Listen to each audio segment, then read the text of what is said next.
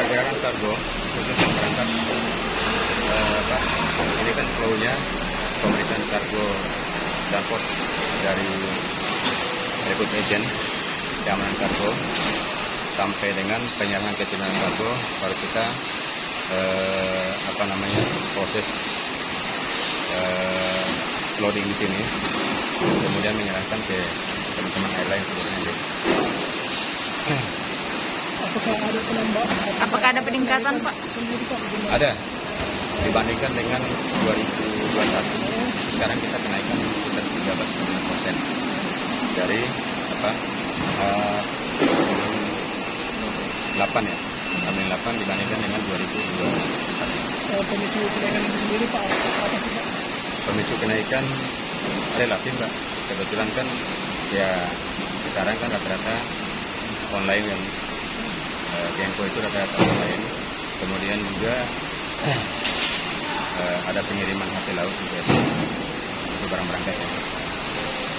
Kemudian sekalian dengan barang datang, itu tadi semua barang-barang sifatnya rata-rata barang online. Ya. Tujuan kalau yang keluar dari sini rata-rata tujuan ke timur, ke barat, semua rutin.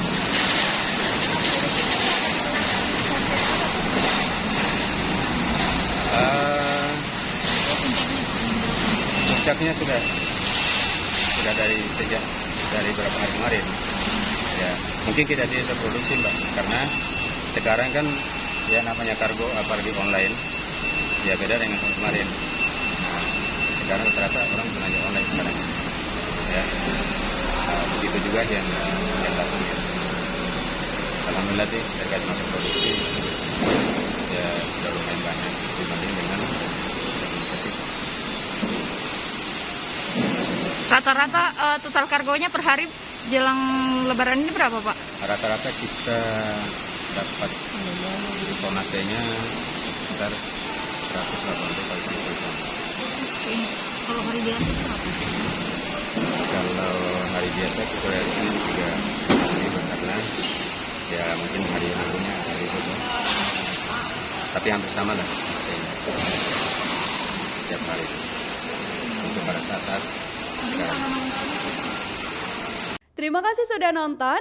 Jangan lupa like, subscribe, dan share ya.